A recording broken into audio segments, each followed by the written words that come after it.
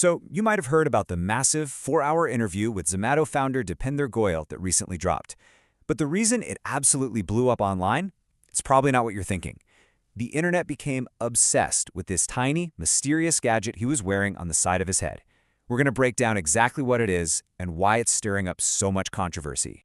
I mean, the podcast wasn't even over yet, and social media just exploded with this one question.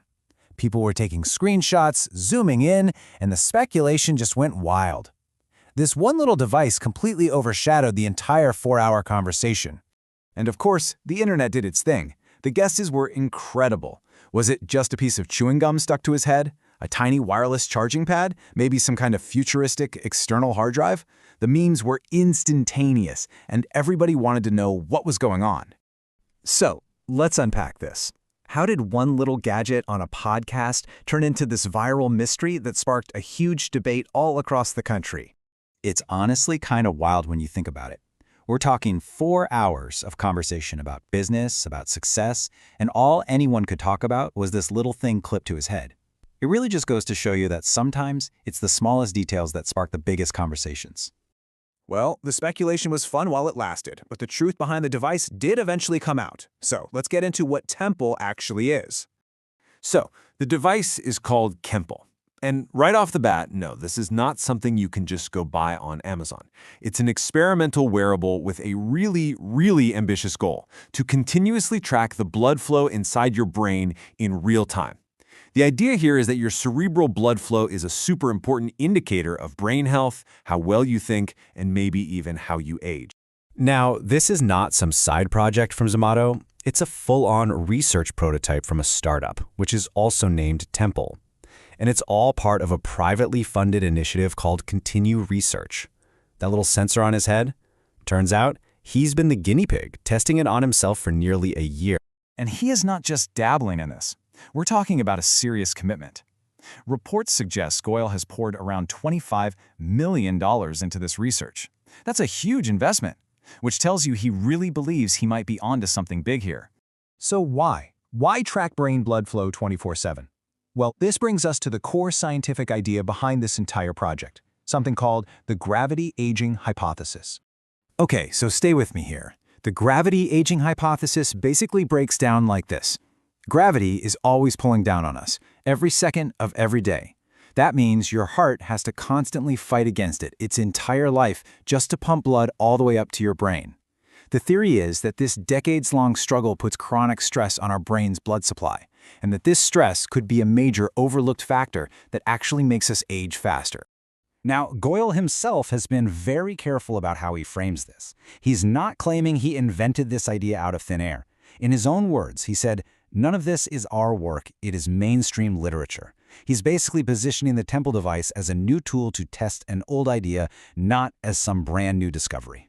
But here is the million-dollar question. Does the medical community actually agree that this is mainstream literature? Let's dive into what the experts have to say. Okay, so the central conflict really comes down to this. The device claims it can measure deep brain blood flow from the outside, just from your skin. But neurosurgeon Dr. Vishwanathan Iyer points out that a sensor on your skin can only pick up surface signals, like your pulse. It's kind of like trying to understand a conversation inside a sealed room by just listening at the door. You might hear some murmurs, but you can't really know what's being said.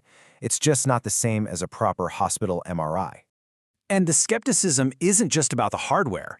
Dr. Sumal Ratna directly challenges the gravity aging hypothesis itself, stating that it's, quote, not supported by mainstream clinical research at this time.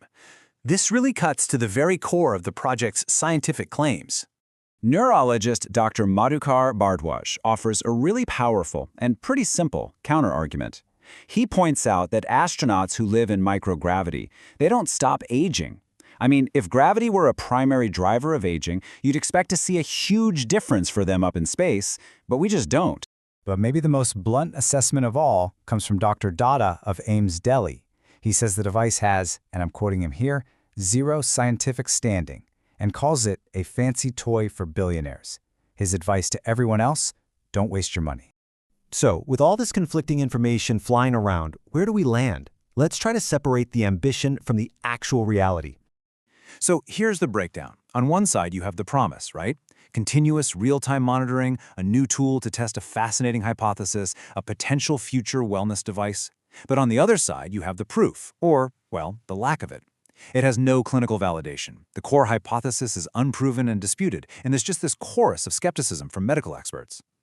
The gap between what's being promised and what's been proven is massive. The takeaway really is this. Temple is a fascinating and incredibly ambitious experiment. But as of right now, its claims are running far, far ahead of the scientific proof. It's a bold idea that has yet to be proven. And this whole saga leaves us with a much bigger question, one that goes way beyond this one gadget. In the booming world of wellness technology, where tech billionaires are increasingly funding all sorts of biohacking projects, how do we know where to draw the line between real, bold innovation and compelling but totally unproven pseudoscience?